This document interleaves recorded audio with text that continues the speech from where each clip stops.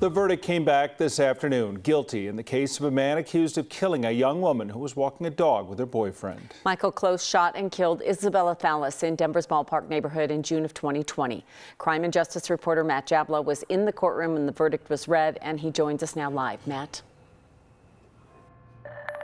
Kim, testimony in the trial lasted less than 2 days and jury deliberations less than 1 day. And when it was over this afternoon, Michael Close was found guilty of all charges, including the top count of first-degree murder.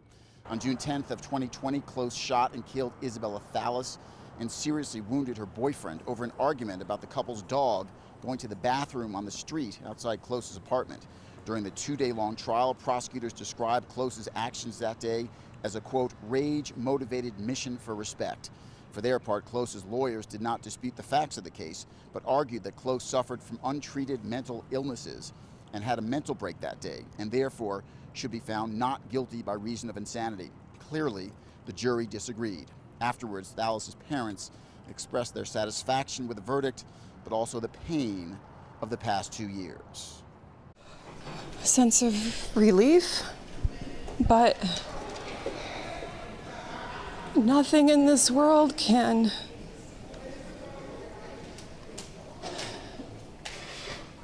cure the unquenchable pain of a slaughtered child. It's not a victory of who won today. There's so many losses all the way around the board.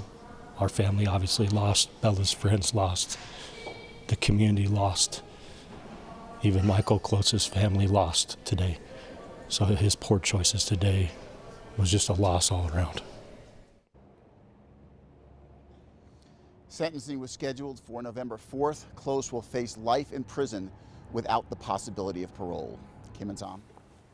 All right, thank you, Matt. And we know the boyfriend in this case, Darian, was severely injured, went through multiple surgeries as well. So yeah, there's still more to this story, but a sad one. Yeah, absolutely.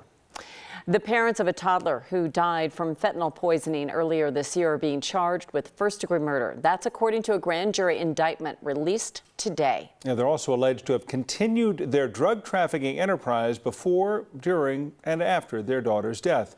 9 News reporter Courtney Yoon is live at the district attorney's office in Brighton. Courtney, the DA there says this might be the first murder charge related to fentanyl involving a young child. Yeah, that's right, Tom. District Attorney Brian Mason says that this isn't the first murder charge related to fentanyl in Colorado, but to his knowledge, he says this is the first one involving a young child anywhere in the nation. Alonzo Montoya and Nicole Casillas, both 31 years old, are being charged with first-degree murder, child abuse resulting in death, racketeering, and conspiracy under the Colorado Organized Crime Control Act, or KUSA.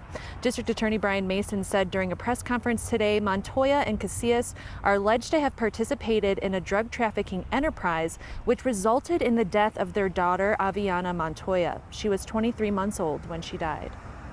We did charge these two originally with child abuse resulting in death, but then the investigation revealed that there were significantly larger crimes that needed to be investigated, and that's why we utilized the grand jury.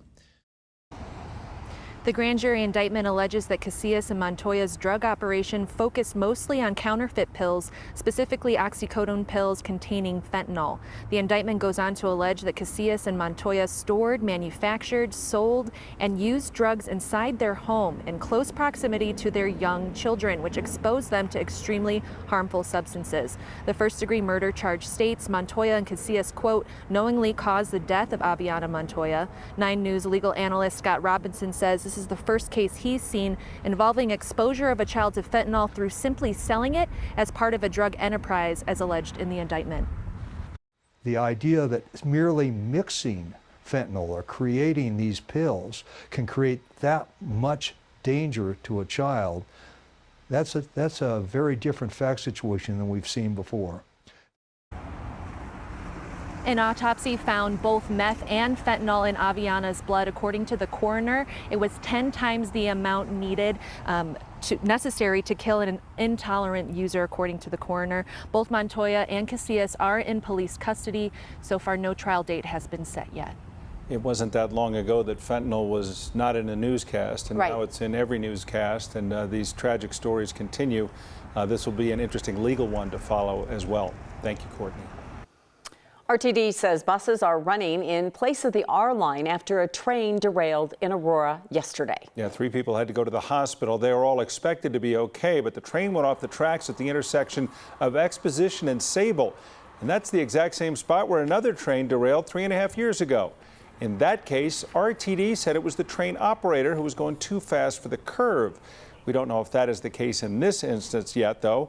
RTD is now investigating how and why this did happen. Take a look outside. It has been a gray and cool day today, and that sight kind of tells the tale. That's our view from Lookout Mountain, which is usually beautiful. Today it's... But patches of sunshine. Yeah, there is patches. A little bit of leaking sunshine getting through the blue and the gray skies. Kathy's with us now. Kathy, just to surprise you a little bit, I'm looking ahead to the weekend.